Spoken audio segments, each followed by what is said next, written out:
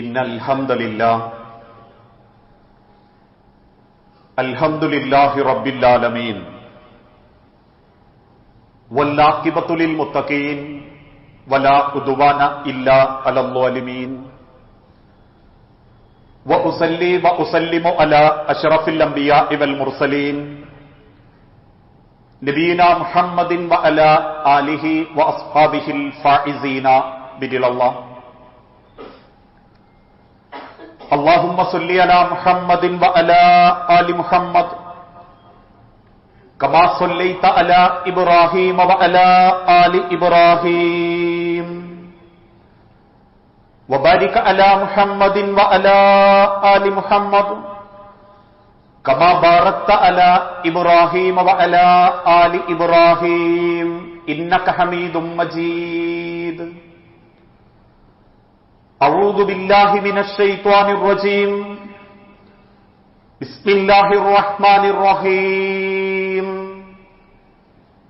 يا أيها الذين آمنوا اتقوا الله حق تقاته ولا تموتن إلا وأنتم مسلمون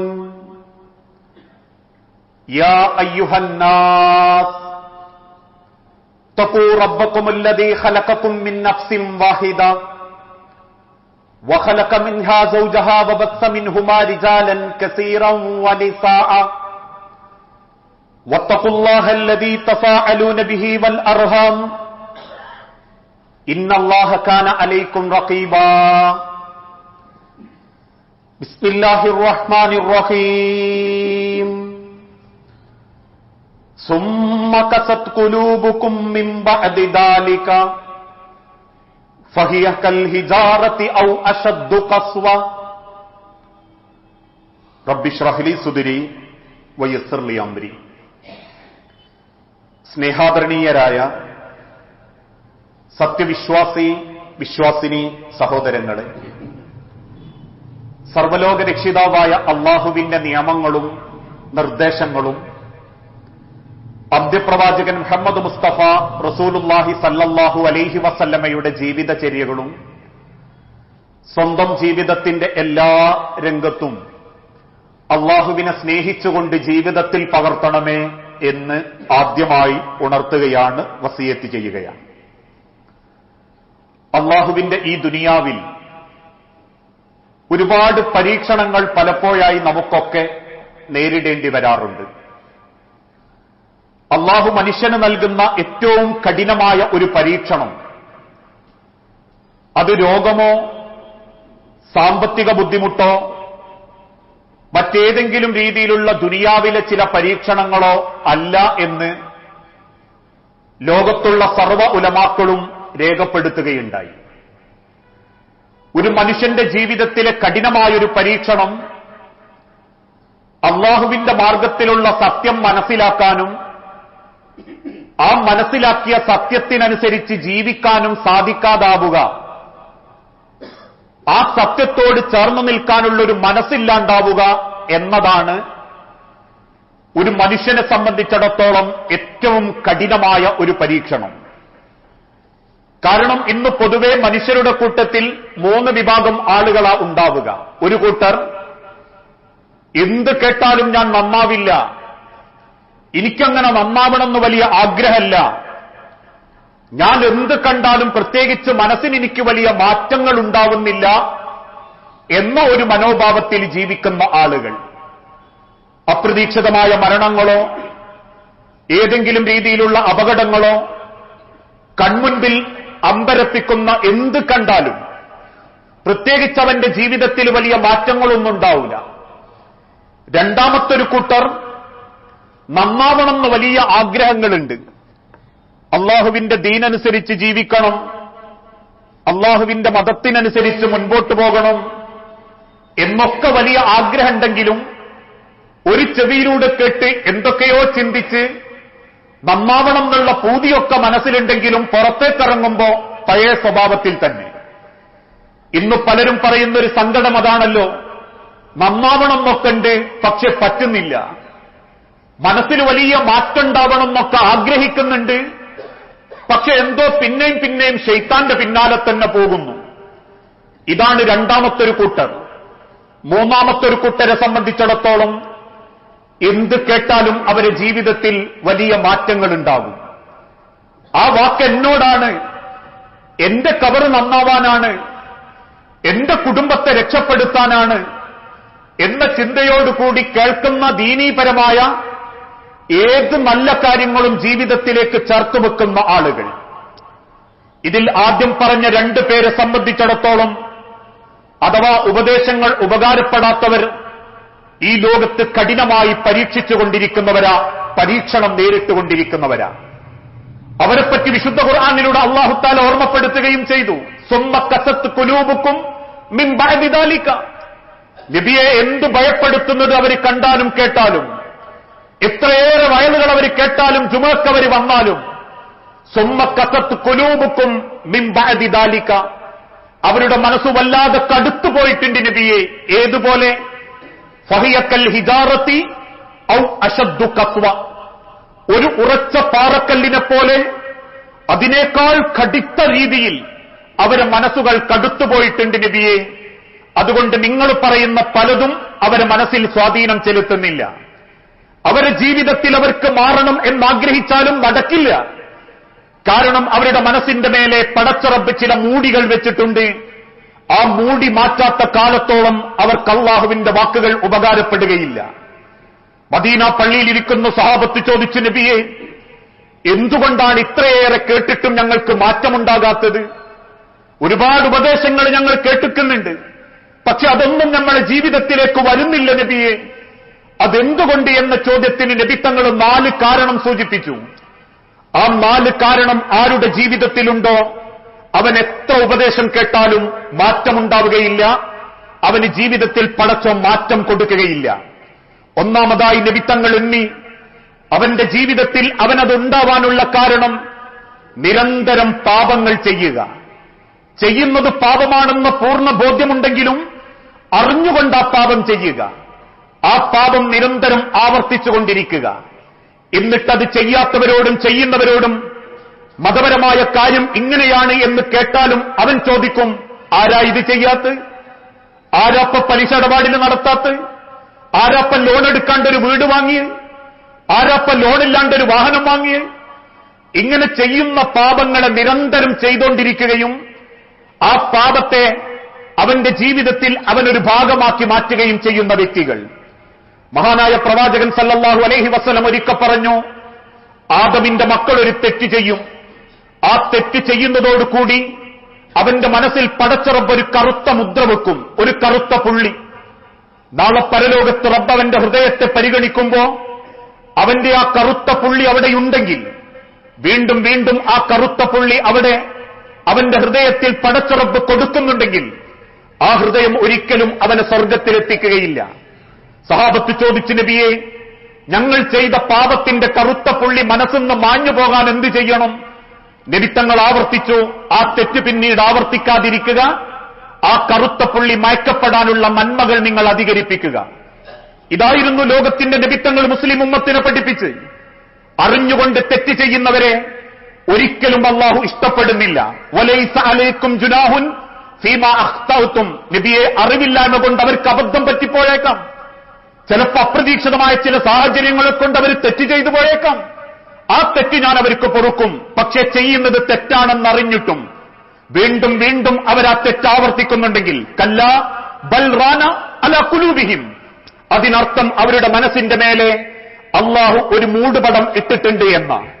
നമ്മളെ ജീവിതത്തിൽ മാറണം എന്നാഗ്രഹിക്കുന്നവരാണെങ്കിൽ, ഉപദേശങ്ങളും ഖുർആനുകളും ജീവിതത്തിൽ സ്വാധീനം ചെലുത്തണം എന്ന് ആഗ്രഹിക്കുന്നവരുണ്ടെങ്കിൽ ആദ്യം ചെയ്യേണ്ടത് നിരന്തരം ജീവിതത്തിൽ ചെയ്തുകൊണ്ടിരിക്കുന്ന പാപം അവസാനിപ്പിക്കുക എന്നുള്ളതാണ്. അത് പലിശയായാലും മോശപ്പെട്ട വർത്താനങ്ങളാണെങ്കിലും പരദൂഷണമാണെങ്കിലും മറ്റൊരുത്തന്റെ മുഖത്തേക്ക് നോക്കി പുഞ്ചിരിക്കുന്ന കാപട്യത്തിന്റെ ചിരിയാണെങ്കിൽ പോലും ആ പാപം നിങ്ങൾ ഉപേക്ഷിക്കാൻ തയ്യാറാണോ എങ്കിൽ അള്ളാഹുവിന്റെ വചനങ്ങൾ നിങ്ങളുടെ ഹൃദയം കീഴടക്കും. രണ്ടാമതായി നബി തങ്ങൾ ഓർമ്മപ്പെടുത്തി, അള്ളാഹുവിന്റെ ദീനിലേക്ക് അവന്റെ മനസ്സ് ചേരാതിരിക്കാനുള്ള കാരണം വിശുദ്ധ ഖുർആനിൽ നിന്നും അകലം പാലിക്കുക, അള്ളാഹുവിന്റെ ഖുർആനിനെപ്പറ്റി യാതൊരുവിധ ചിന്തയും ഉണ്ടാകാതിരിക്കുക. എന്റെ പ്രിയപ്പെട്ട സുഹൃത്തുക്കൾ, ഒന്ന് ചിന്തിച്ചു നോക്കൂ. ഇന്ന് നേരം വെളുത്തിട്ട് ഈ സെക്കൻഡ് വരെ നമ്മളിൽ എത്ര പേർ പടച്ചോന്റെ ഖുർആനിനെ പറ്റി ആലോചിച്ചു?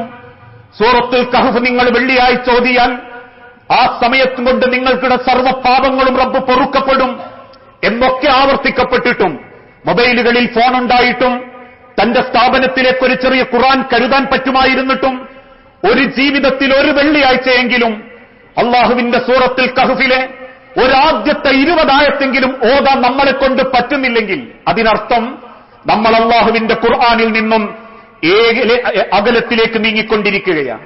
ഇന്ന് ലോകം നേരിട്ടുകൊണ്ടിരിക്കുന്ന ഏത് പ്രശ്നത്തിനും പരിഹാരം അള്ളാഹുവിന്റെ ഖുർആനാണ്. ഒരു മനുഷ്യന്റെ ജീവിതത്തിൽ അള്ളാഹുവിന്റെ മാർഗത്തിൽ ജീവിക്കുന്നവനാണോ അവൻ ഖുർആനിനെ പരിഗണിക്കുന്നതോടുകൂടി അവന്റെ പ്രശ്നങ്ങൾക്കൊക്കെ അള്ളാഹു പരിഹാരം കാണും. അത് റബ്ബിന്റെ വാക്ക. അള്ളാഹു ആവർത്തിച്ച് ചോദിക്കുന്നുണ്ട് ആ ചോദ്യം, അഫലാ യതദബ്ബറൂനൽ ഖുർആൻ. മനുഷ്യരെ, നിങ്ങൾ അല്ലാഹുവിന്റെ ഖുർആനിനെ പറ്റി ചിന്തിക്കുന്നില്ലേ? നിങ്ങൾ ഏത് പ്രശ്നത്തിലൂടെ കടന്നു പോകുന്നവരാണെങ്കിലും അള്ളാഹുവിന്റെ ഖുർആൻ അർത്ഥസഹിതം ഒന്ന് അതിന്റെ പരിഭാഷ നോക്കി ഒരു 10 ആയത്തോതുമ്പോൾ കിട്ടുന്ന ഒരു മനഃശാന്തിയുണ്ട്, വല്ലാത്തൊരു അനുഭൂതിയുണ്ട്. ആ അനുഭൂതി നമ്മളെ ഹൃദയത്തിലേക്ക് കയറണമെങ്കിൽ നിരന്തരം റബ്ബിന്റെ ഖുർആനിനെ നമ്മൾ സമീപിച്ചുകൊണ്ടിരിക്കണം. ലോകത്തിന്റെ റബ്ബ് തന്നെ ചോദിച്ചൊരു ചോദ്യമുണ്ട്, ലൗ അൻസൽനാ ഹാദൽ ഖുർആന അലാ ജബലിൻ ലറഅയ്തുഹു ഖാശിയൻ മുതസദ്ദിയൻ മിൻ ഖശിയത്തില്ലാ. നിങ്ങൾക്ക് പകരം ഈ ഖുർആനിനെ ഞാനൊരു പർവ്വതത്തിന്റെ മുകളിലേക്കായിരുന്നു ഇറക്കിക്കൊടുത്തതെങ്കിൽ ആ ഖുർആനിനെ കുറിച്ചുള്ള ചിന്തകളിൽ ആ പർവ്വതങ്ങൾ ഭയവിഹ്വലനാവുകയും ആ പർവ്വതങ്ങൾ പൊട്ടിപ്പളരുന്നതും നിങ്ങൾക്ക് കാണാമായിരുന്നു എന്ന് പഠിപ്പിക്കപ്പെട്ട ഖുർആനിൽ നിന്ന് നമ്മൾ എന്നകലം പാലിക്കുന്നോ അതോടുകൂടി മനസ്സിന്റെ മേലെ പടച്ച റബ്ബൊരു മൂടുപടമിട്ട് കളയും. ഹൃദയത്തിന്റെ ശാന്തതയും മനസ്സിന്റെ സമാധാനവും ആ റബ്ബിന്റെ അരികിൽ നിന്നാണെന്ന് പൂർണ്ണ ബോധ്യമുണ്ടെങ്കിൽ, പ്രത്യേകിച്ചൊരിക്കൽ നബി തങ്ങൾ ചോദിച്ചു, സഹാബാക്കളിൽ ചിലർ റസൂലുള്ളാന്റെ അരികിൽ വന്ന് പറഞ്ഞു, നബിയെ, കുടുംബത്തിലൊരു സമാധാനമല്ല, സാമ്പത്തികമായിട്ടൊന്നും അങ്ങോട്ട് ശരിയാവുന്നില്ല, ജനങ്ങളും കുടുംബമൊക്കെ ഞങ്ങൾ വെറുക്കുകയാണ് നബിയെ, ഞങ്ങൾക്കൊരു സമാധാനം കിട്ടാൻ, വീട്ടിലൊരു മനസ്സമാധാനത്തോടെ കിടന്നുറങ്ങാൻ എന്താ നബിയെ ഞങ്ങൾ ചെയ്യേണ്ടതെന്ന് ചോദിച്ചപ്പോ അള്ളാഹുവിന്റെ നബി തങ്ങൾ തിരിച്ചു ചോദിച്ചത്, നിങ്ങൾ അള്ളാഹുവിന്റെ വിശുദ്ധ ഖുർആനിലെ സൂറത്തുൽ ബഖറയിലെ അവസാന ഭാഗം വീട്ടിൽ വെച്ച് പാരായണം നടത്താറുണ്ടോ? കൈമലർത്തിയിട്ട് സഹാബത്ത് പറഞ്ഞു, ബല, ഇല്ല നബിയെ. നബി തങ്ങൾ അല്പം സങ്കടത്തോടെ പറഞ്ഞു, ഏത് വീട്ടിൽ വെച്ച് വിശുദ്ധ ഖുർആനിൽ സൂറത്തുൽ ബഖറയുടെ അവസാന ഭാഗം പാരായണം നടത്തുന്നുവോ ആ വീട്ടിൽ അവന്റെ എല്ലാ രംഗത്തും ബുദ്ധിമുട്ടിക്കാൻ വേണ്ടി കയറിക്കൂടിയ പിശാചുക്കൾ കീഴ്വായിട്ടുകൊണ്ട് ആ ഖുർആനിക ആയത്തുകൾ കേൾക്കാത്തത്ര ദൂരത്തേക്ക് ആ വീട്ടിൽ നിന്നും ഓടിക്കളയും. ഹബീബായ നബി തങ്ങൾ പഠിപ്പിച്ചത് ആ കുടുംബം സമാധാനമാകാൻ, വീട്ടിൽ സ്വസ്ഥതയുണ്ടാകാൻ, എല്ലാ രംഗത്തും ഒരു സന്തോഷത്തോടെ ജീവിക്കാൻ ആ ഖുർആനിൽ നിന്ന് നമ്മൾ അകന്നു തുടങ്ങുന്നതോടുകൂടി അള്ളാഹു നമ്മിൽ നിന്നും അകന്നു കളയുമെന്ന് ഹബീബായ നബി തങ്ങൾ നമ്മളെ ഓർമ്മപ്പെടുത്തി തന്നു.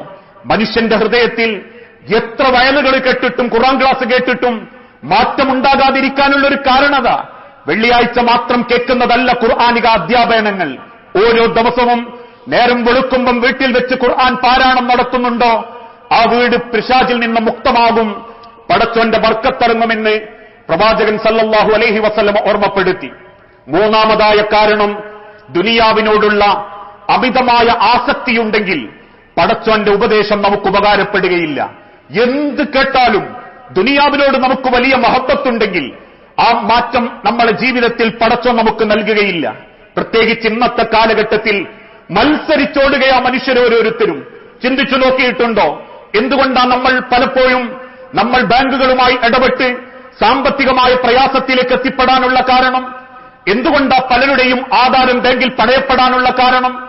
എന്തുകൊണ്ടാ മനുഷ്യന്റെ ജീവിതത്തിൽ അവന്റെ ജീവിതത്തിന്റെ സൗകര്യങ്ങളിൽ മാനസിക പ്രയാസത്തിൽ എത്തിപ്പെടാനുള്ള കാരണം?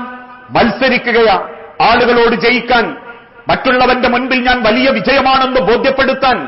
അള്ളാഹു വിശുദ്ധ ഖുർആനിലൂടെ പഠിപ്പിച്ചതുപോലെ അൽഹാഖുമുത്ത തകാസുർ ഹത്താ സുർത്തുമുൽ മഖാബിർ, 6 അടി മണ്ണിലേക്ക് കൊണ്ടുവെക്കുന്നത് വരെ ദുനിയാവിൽ എത്ര പവറിൽ ജീവിക്കാമെന്നേ നമ്മൾ ചിന്തിക്കുന്നുള്ളൂ. പലരും തമാശയാണെങ്കിലും കാര്യമാണെങ്കിലും പറയാറില്ലേ, രാജാവായിട്ട് ജനിച്ചു, ഇപ്പൊ രാജാവായിട്ട് ജീവിച്ചിട്ടുണ്ട്, ഇനി രാജാവായിട്ട് മരിക്കണം. ചില ആളുകൾ ആപ്തവാക്യം കടമെടുത്തിട്ട് പറയും, ആന മെലിഞ്ഞാലും തൊയ്ത്ത് കെട്ടാൻ പറ്റുമോ? കുടുംബത്തിന്റെയും തറവാടിന്റെയും പവർ അനുസരിച്ച് ജീവിക്കണ്ടേ എന്നാളുകൾ ചിന്തിച്ചു തുടങ്ങിയപ്പോ ഇസ്ലാം ഹറാമാക്കിയ പലതും അവർക്ക് ഹലാലായി. ജനങ്ങളെ കാണിക്കാൻ, മറ്റുള്ളവരെ മുൻപിൽ ബോധ്യപ്പെടുത്താൻ, ഈഗോ കൊണ്ടും പത്രാസ് കൊണ്ടും പൊങ്ങച്ചം കൊണ്ടും അഹങ്കാരം കൊണ്ടും പടച്ച റബ്ബിന്റെ ദുനിയാവിനെ വെട്ടിപ്പിടിക്കാനുള്ള മത്സരോട്ടത്തിലാണ് നമ്മൾ. അതുകൊണ്ട് തന്നെ അള്ളാഹുവിന്റെ വാക്കുകളൊന്നും നമ്മുടെ ഹൃദയത്തിലേക്ക് കയറുന്നില്ല. മഹാനായ നബി തങ്ങൾ പറഞ്ഞൊരൊറ്റ വാക്കുണ്ട്, നാളെ അള്ളാഹുവിന്റെ മുൻപിൽ നിങ്ങളേറെ അപമാനിക്കപ്പെടുന്നത് ദുനിയാവിന്റെ പേരിലായിരിക്കും. ഈ ദുനിയാവിന് പടച്ച റബ്ബ് പ്രയോഗിച്ചത് പോലും പറുദീസ എന്നല്ല, ഇല്ലൽ മതാഉൽ ഗുറൂർ. ഇതൊരു വഞ്ചനയുടെ ലോകമാ മനുഷ്യരെ. ഈ ലോകത്ത് നിങ്ങളെ സമ്പാദ്യങ്ങൾ നിങ്ങളെ വഞ്ചിക്കും, നിങ്ങളെ സൗകര്യങ്ങൾ നിങ്ങളെ വഞ്ചിക്കും. ആ വഞ്ചന നിങ്ങൾക്ക് കിട്ടുന്നതോടുകൂടി ആദ്യമുണ്ടാകുന്ന ലക്ഷണം അള്ളാഹുവിന്റെ വാക്കുകളെ നമ്മളങ്ങ് തള്ളിക്കളയും. അതിപ്പോഴത്തെ കാലത്ത് നടക്കൂല, ഈ കാലത്ത് പതെങ്ങനെയാ നടക്കുക എന്ന് ചിന്തിക്കുന്നൊരു മനസ്സ് അവരെ ഹൃദയത്തിൽ അള്ളാഹു ഇട്ടുകൊടുക്കും. ഈ ദുനിയാവിനെ പറ്റി അള്ളാഹുവിന്റെ നിബിത്തങ്ങൾ വീണ്ടും ഓർമ്മപ്പെടുത്തി, എന്ന് ദുനിയാവ് നിങ്ങളെ മോഹിപ്പിക്കുന്നുണ്ടോ അന്ന് മുതൽ നിങ്ങളെ സർവ്വ സമ്പത്തിനും പടച്ചോൻ ബർക്കത്ത് നഷ്ടപ്പെടുത്തി കളയും. ഈ ദുനിയാവ് എന്ന് നിങ്ങളുടെ ലക്ഷ്യമായി മാറുന്നോ അന്ന് മുതൽ ഉണ്ടാക്കുന്ന സമ്പത്തുകളിൽ അള്ളാഹു ബർക്കത്ത് നഷ്ടപ്പെടുത്തി കളയും. ഈ ആഖിറത്ത് ദുനിയാവിനെ നമ്മൾ കാണേണ്ടത് ആഖിറത്തിലേക്കുള്ള ഒരു കൃഷിയിടം മാത്രമാ. ആദം നബി അലൈഹി സ്വലാത്തു വസ്സലാമ അമ്മ പഴം ഭക്ഷിക്കുകയും സ്വർഗത്തിൽ നിന്ന് പടച്ചോൻ പുറത്താക്കിയിട്ട് പറഞ്ഞു, ആദമേ, ഇനി ആ സ്വർഗത്ത് കയറണമെങ്കിൽ നീ ദുനിയാവ് പോയി കുറച്ച് കഷ്ടപ്പെട്ടിട്ട് വരണം. ആദം നബിക്ക് ശേഷം വന്ന മക്കളാ നമ്മൾ.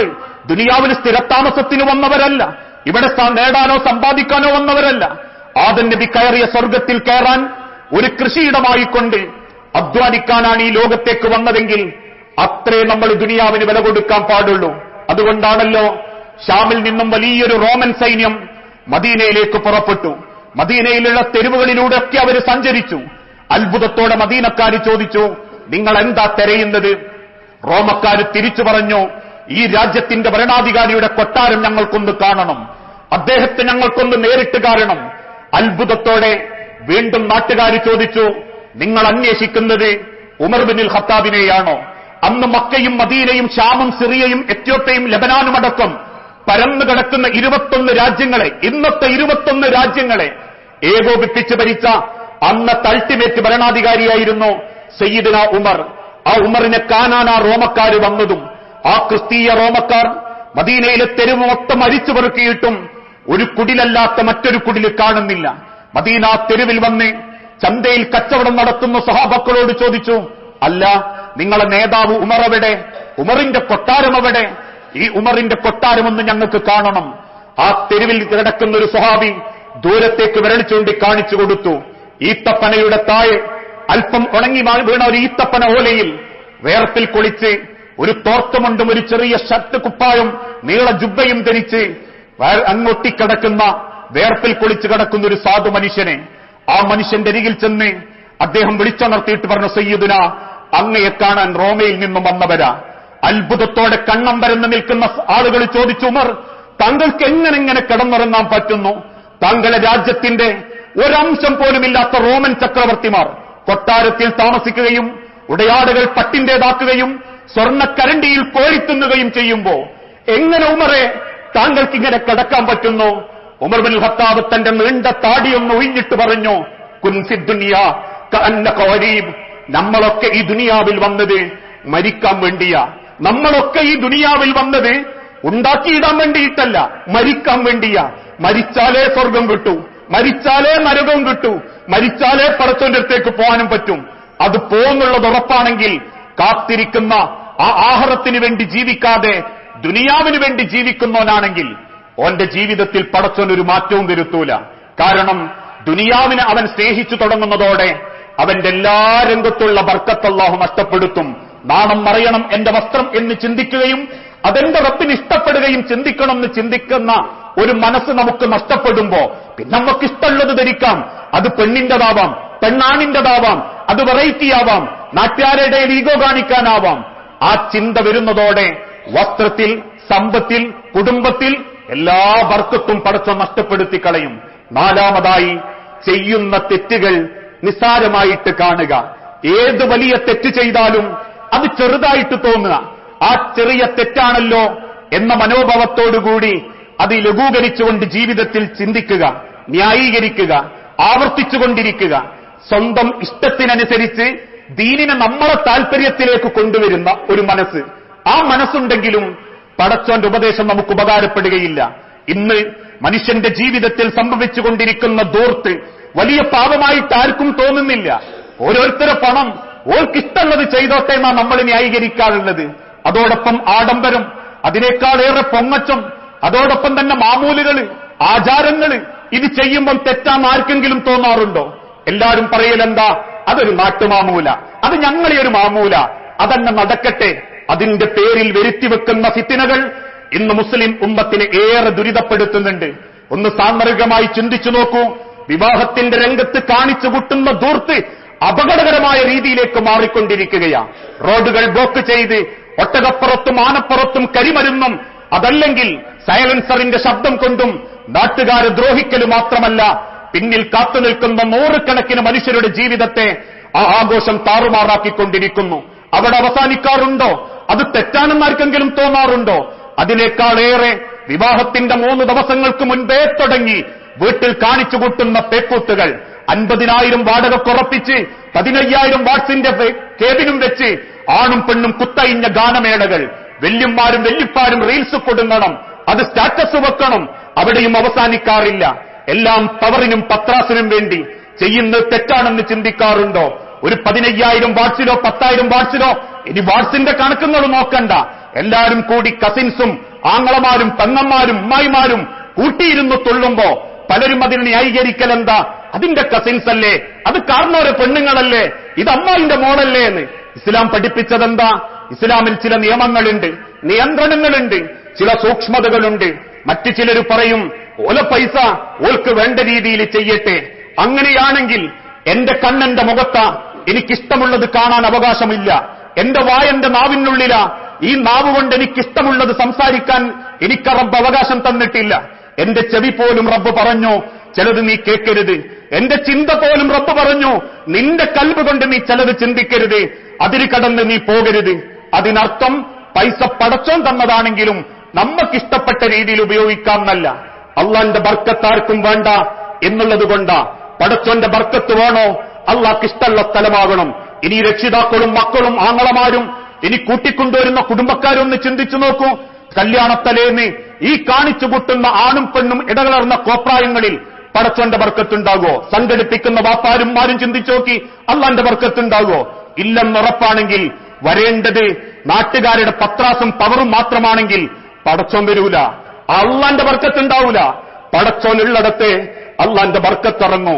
പക്ഷെ ഇതും ചിന്തിക്കുമ്പോൾ ആൾക്കാർ പറയും അതുപ്പാരാ ചെയ്യാത്തത്, ചെയ്യുന്ന തെറ്റിനെ ചെറുതായിട്ട് കാണാ, അതൊക്കെ ചെറിയ ചെറിയ കാര്യങ്ങളല്ലേ. അങ്ങനെ ചെയ്യുന്ന തെറ്റുകളോടൊരു മൃദു സമീപനമുണ്ടെങ്കിൽ അള്ളാഹുവിന്റെ ഉപദേശം നമ്മളെ മനസ്സ് കീഴടക്കില്ല. മനുഷ്യന്റെ മനസ്സുകളിലേക്ക് ഉപദേശങ്ങൾ ഉപകാരപ്പെടാതിരിക്കുന്ന 4 ലക്ഷണങ്ങളാ നബി തങ്ങൾ പഠിപ്പിച്ച്. 1, പാപങ്ങൾ നിരന്തരം ചെയ്യുക. അറിഞ്ഞോണ്ട് ചെയ്യുന്നത് തെറ്റാണെന്ന് ബോധ്യപ്പെട്ടിട്ടും ചെയ്താൽ നിങ്ങൾ ഏത് വയലിന് പോയാലും എത്ര പ്രസംഗം കേട്ടാലും ഒരു ചെവിയിലൂടെ കേട്ട് തരക്കേടില്ല, മോശമല്ല എന്ന് പറഞ്ഞൊഴിവാക്കുകയല്ലാതെ ജീവിതത്തിലേക്ക് അത് കടന്നു വരികയില്ല. 2ാമത്തത് ഖുർആനിനെ അകറ്റുക. 3ാമത്തത് മനുഷ്യന്റെ ജീവിതത്തിൽ ആർത്തിയുള്ള ദുനിയാവുകാരനാവുക. 4ാമത്തേത് ചെയ്തത് തെറ്റാണെങ്കിലും ചെറുതാണെങ്കിലും ആ ചെറുതങ്ങൾ ചെയ്തോട്ടെ എന്നൊരു മനോഭാവമുണ്ടെങ്കിൽ അള്ളാഹുവിന്റെ ദീനിലേക്ക് യാതൊരു മാറ്റവും നമുക്ക് പടച്ചോൻ തരൂല. ഒരു മനുഷ്യന് കിട്ടുന്ന ദുനിയാവിൽ ഏറ്റവും വലിയ പരീക്ഷണം എന്താണെന്നറിയോ? ഏറ്റവും കഠിനമായ പരീക്ഷണം അത് സൂക്കേടല്ല മനുഷ്യരെ. സൂക്കേട് തന്നാലും പടച്ചോൻ പറയുന്നുണ്ട് ആ സൂക്കേടിന്റെ വേദനക്കനുസരിച്ച് നിങ്ങളെ പാപം ഞാൻ പൊറുക്കുന്നുണ്ട് എന്ന്. കടബാധ്യത തന്നോടോട് റബ്ബ് പറയുന്നുണ്ട്. ആ കടം വീട്ടുന്നത് വരെ എന്റെ മനസ്സ് വേദനിക്കുന്നതിന് പടച്ചോൻ എന്നെ സഹായിക്കുന്നുണ്ട്. പടച്ചോൻ തരുന്ന ഏറ്റവും വലിയ പരീക്ഷണം എന്താണെന്നറിയോ? കേൾക്കുന്ന സത്യം ജീവിതത്തിലും മനസ്സിലും സ്വീകരിക്കാൻ പറ്റാതിരിക്കുക, അത് കേട്ടിട്ട് വെറുതെ അങ്ങ് പോവുക. അത് റബ്ബിന്റെ പരീക്ഷണ. അത് നമുക്കുണ്ടെങ്കിൽ അത് തിരുത്താൻ പടച്ചോനോട് പ്രാർത്ഥിക്കണമെന്ന റബ്ബന ലാ തുസീ ഖുലൂബന ബഅദ ഇദ് ഹദൈതന.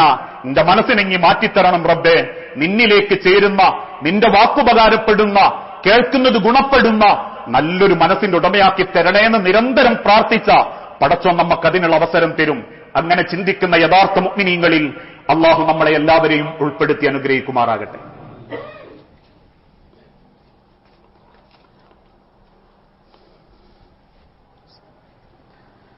അൽഹംദുലില്ലാഹ് വസ്സലാത്തു വസ്സലാമു അലാ റസൂലിൽ അമീൻ വഅലാ ആലിഹി വഅസ്ഹാബിഹി അജ്മഈൻ അമ്മാ ബഅദ്. യാ അയ്യുഹന്നാസ് ഊസീകും സാനിയം ബിതഖ്വല്ലാഹ്. ജീവിതത്തിന്റെ ഒരു രംഗത്തും അള്ളാഹുവിനെ മറന്നുപോകരുത് എന്ന് എന്നോടെന്ന പോലെ നമ്മളിൽ ഓരോരുത്തരോടും വസിയത്ത് ചെയ്യുകയാണ്, ഉപദേശിക്കുകയാണ്. ഒരു പുതിയ അധ്യയന വർഷത്തിലേക്ക് നമ്മളും മക്കളും സമൂഹവുമൊക്കെ തിരക്ക് പിടിച്ച ഒരു ജീവിതത്തിലേക്ക് എത്തിപ്പെട്ടുകൊണ്ടിരിക്കുകയാണ്. അറിവ് നേടുക, അറിവ് അന്വേഷിക്കുക എന്നുള്ളതൊരു മുസ്ലിമിന്റെ ബാധ്യതയായിട്ടാണ് ഹബീബായ പ്രവാചകൻ സല്ലല്ലാഹു അലൈഹി വസല്ലമ ഈ ഉമ്മത്തിന് ബോധ്യപ്പെടുത്തി കൊടുത്തത്. തലബൽ ഇൽമു ഫരീളത്തുൻ അലാ കുല്ലി മുസ്ലിമിൻ വ മുസ്ലിമത്തിൻ. അറിവ് അന്വേഷിക്കുക, കണ്ടെത്തുക എന്നുള്ളത് ഓരോ മുസ്ലിമിന്റെയും മുസ്ലിമത്തായ പെണ്ണിന്റെയും ബാധ്യതയാണ്. ഈ സമൂഹത്തിൽ ഒരു കാലഘട്ടമുണ്ടായിരുന്നു, സ്ത്രീകൾ വിദ്യാഭ്യാസം നേടരുത്, അവർ വിദ്യാഭ്യാസം നേടിയാൽ മറ്റുള്ള ആളുകൾക്ക് കത്തയക്കും എന്നൊക്കെയുള്ളൊരു ചിന്ത കാരണം സ്ത്രീകൾക്ക് വിദ്യാഭ്യാസം നിഷേധിച്ച ഒരു കാലഘട്ടം കേരളത്തിലെ മുസ്ലിം സമൂഹത്തിനുണ്ടായിരുന്നു. പക്ഷേ ഇന്ന് കാര്യങ്ങൾ മാറിവരികയും വിദ്യാലയങ്ങൾ സൗഹൃദമാക്കപ്പെടുകയും ആൺ പെൺ വ്യത്യാസമില്ലാത്ത നിലയ്ക്ക് വിദ്യാഭ്യാസം കൊടുക്കപ്പെടുകയും ചെയ്തുകൊണ്ടിരിക്കുമ്പോൾ ഇക്കഴിഞ്ഞ കുറച്ചു വർഷങ്ങളായി കേരളത്തിലെ മക്കളുടെ മനസ്സിൽ കുത്തിവെക്കപ്പെട്ടൊരു ചിന്ത ലിബറൽ ചിന്തകളും ജനറൽ ന്യൂട്രാലിറ്റി ചിന്തകളുമായിരുന്നു. അതിൽ നിന്നും ഈ സമൂഹത്തെ ഇനി പിന്നിലേക്ക്, അഥവാ ആ ദുഷിച്ച ചിന്തകളിൽ നിന്ന് മുന്നിലേക്ക് നയിക്കാൻ അതീവ ഗൗരവത്തോടുകൂടി രക്ഷിതാക്കൾ ചിന്തിക്കേണ്ട ഒരു കാലഘട്ടമാണ് കൺമുൻപിൽ.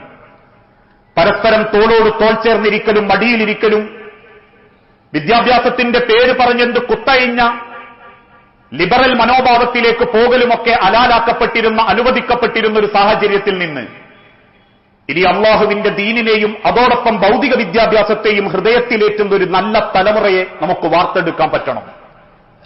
അല്ലെങ്കിൽ നാളെ ഓപ്പറേഷൻ തിയേറ്ററിന്റെ മുകളിലേക്ക് കയറി ചെല്ലുന്നവന് തന്റെ കത്തിയൊന്ന് നേരെ പിടിക്കണമെങ്കിൽ അല്പം സേവിക്കേണ്ടി വരും, ഞരമ്പുകളിൽ കുത്തിത്താഴ്ത്തേണ്ടി വരും.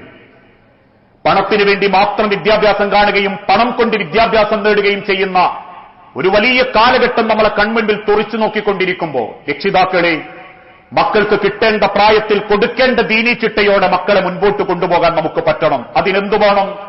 പുതിയ കലാലയങ്ങളും അധ്യാപകങ്ങളും കാണുമ്പോൾ ആ മക്കളിലേക്ക് ചേർന്ന് നിന്ന് അവരുടെ വിഷയങ്ങൾ അറിയാൻ, അവരുടെ അധ്യാപകരെ അറിയാൻ, അവരെന്തു പഠിക്കുന്നു എന്നറിയാൻ, പഠിച്ച കാര്യം അവർ ജീവിതത്തിൽ എങ്ങനെ പകർത്തുന്നു എന്നറിയാൻ അല്പസമയം നമുക്ക് നീക്കിവെക്കാൻ പറ്റിയിട്ടില്ലെങ്കിൽ സമ്പാദിച്ചു കൊടുക്കുന്ന പണത്തിന്റെ പേരിൽ മാത്രം പടച്ചൊന്നൊരു മക്കളെ നന്നാക്കൂല.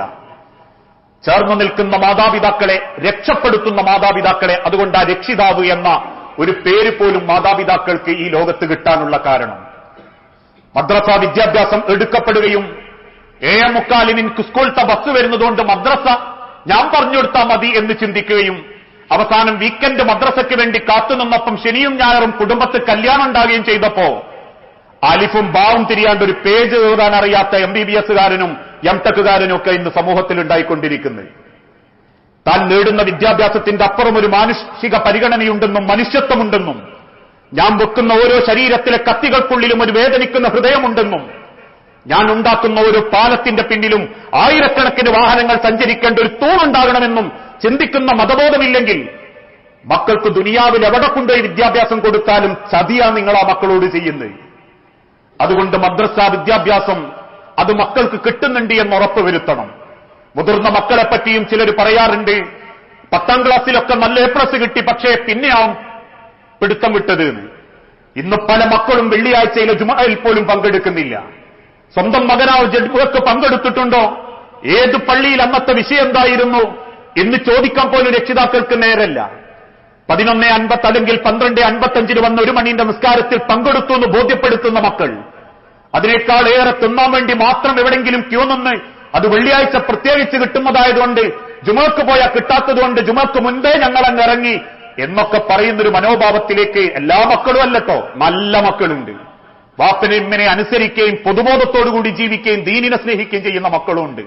പക്ഷെ ഇതൊന്നും ശ്രദ്ധിക്കാതെ മക്കളെന്താ കേട്ട് അവര് വെള്ളിയാഴ്ച പള്ളിയിൽ പോയിരുന്നോ, ഇക്കഴിഞ്ഞോന്റെ +2 2 കൊല്ലത്തിന്റെ ഇടയ്ക്ക് ഒരു 20 ജുമാക്കെങ്കിലും പങ്കെടുത്തിരുന്നോ, ഓന ക്യാമ്പസ് നിന്ന് പള്ളിക്ക് പോകലുണ്ടോ, ഇന്നതല്ല ആളുകൾക്ക് വേണ്ടി. എന്തിനും അനുവാദം കൊടുക്കുന്ന ക്യാമ്പസാണേ അത് ഉണ്ടായിക്കോട്ടെ. അത് ഫെയർവെല്ലിന് തുള്ളാനാണെങ്കിൽ അങ്ങനെ, കുടിക്കാനാണെങ്കിൽ അങ്ങനെ, കുത്തിവെക്കാനാണെങ്കിൽ അങ്ങനെ, ആണുപെണ്ണ് കിടകർന്നിട്ട് ആഘോഷരാവുകൾ സംഘടിപ്പിക്കാനാണെങ്കിൽ അവിടെ എന്തും നടക്കും, അവിടെ അഡ്മിഷൻ കിട്ടണം എന്ന മനോഭാവത്തിൽ നിന്ന് അവനാന്റെ മക്കളെയും കുടുംബത്തെയും സമൂഹത്തെയും, അതും കൂടി ശ്രദ്ധിക്കേണ്ടി, സമൂഹത്തെയും നിങ്ങൾ രക്ഷപ്പെടുത്തണം. ഒരു ഭരണകൂടം ഈ സമൂഹത്തിന്റെ ലഹരിയെ തുടച്ചു മാറ്റാൻ വേണ്ടി മുന്നിട്ടിറങ്ങി പ്രവർത്തിക്കുമ്പോ എല്ലാ സൗകര്യങ്ങളെ കൊണ്ടും പ്രാർത്ഥനകളെ കൊണ്ടും നമുക്കതിന് പിന്തുണയിലേക്ക് എത്താൻ പറ്റിയിട്ടില്ലെങ്കിൽ അപകടകരമായൊരു മാനുഷികാവസ്ഥയിലേക്ക് ഈ നാടെത്തും. റോട്ടിന്റെ വക്കിലിരുന്ന് കുടിച്ച് കൂത്താടുന്നവനോട് ഒന്നതിലെ പോട്ടെ ഞങ്ങള്, എന്റെ പെണ്ണുങ്ങൾ നിങ്ങൾ കമന്റ് അടിക്കല്ലേ, എന്റെ പെൺകുട്ടികൾ നിങ്ങൾ പിടിച്ചു പറിക്കല്ലേ എന്ന് പറയപ്പെടുന്ന ഒരു സാഹചര്യം നമ്മളെ നാട്ടിൽ യൂറോപ്യൻ രാജ്യക്കാർ അനുഭവിച്ച വേദന അനുഭവിക്കാതിരിക്കണമെങ്കിൽ പ്രാർത്ഥനയോടെ നമ്മൾ നമ്മളെ മക്കളെയും കുടുംബത്തെയും സമൂഹത്തെയും പറ്റി ചിന്തിക്കുക. അങ്ങനെ ചിന്തിക്കുന്ന യഥാർത്ഥ മുഅ്മിനീങ്ങളിൽ അള്ളാഹു നമ്മളെ എല്ലാവരെയും ഉൾപ്പെടുത്തി അനുഗ്രഹിക്കുമാറാകട്ടെ. നാഥ, അറിഞ്ഞും അറിയാതെയും ചെയ്തു കൂട്ടിയിട്ടുള്ള എല്ലാ പാപങ്ങളും പുറത്ത് നിന്റെ സ്വർഗത്തിൽ ഇതേ രൂപത്തിൽ നീ ഞങ്ങളെ ഒരുമിപ്പിച്ചു കൂട്ടണമേ. അള്ളാഹുവെ, മക്കളില്ലാതെ പരീക്ഷിക്കപ്പെടുന്ന ഒരുപാട് കുടുംബങ്ങളുണ്ട് നാഥ. മക്കളെന്ന് അനുഗ്രഹം നൽകി ഓരോ കുടുംബങ്ങളോടും നീ കാരുണ്യം കാണിക്കണമേ. രോഗം കൊണ്ട് അങ്ങേയറ്റം പ്രയാസപ്പെടുന്ന പലരും ഞങ്ങളുടെ കൂട്ടത്തിലുണ്ട് നാഥ. എല്ലാ അസുഖവും നീ എളുപ്പത്തിൽ ശിഫയാക്കി നൽകണമേ. അല്ലാഹു മഗ്ഫിർ ലിൽ മുഅ്മിനീന വൽ മുഅ്മിനാത്ത് അൽ മുസ്ലിമീന വൽ മുസ്ലിമാത്ത് അൽഹയാഹു മിൻഹും വൽ അംവാത്ത് ഇന്നക മുജീബുദ് ദഅവാതി യാ ഖാദിയൽ ഹജാത്ത്. اللهم اعز الاسلام والمسلمين واذل الشرك والمشركين. اللهم اجرنا من النار. اللهم اجرنا من النار. اللهم اجرنا من النار.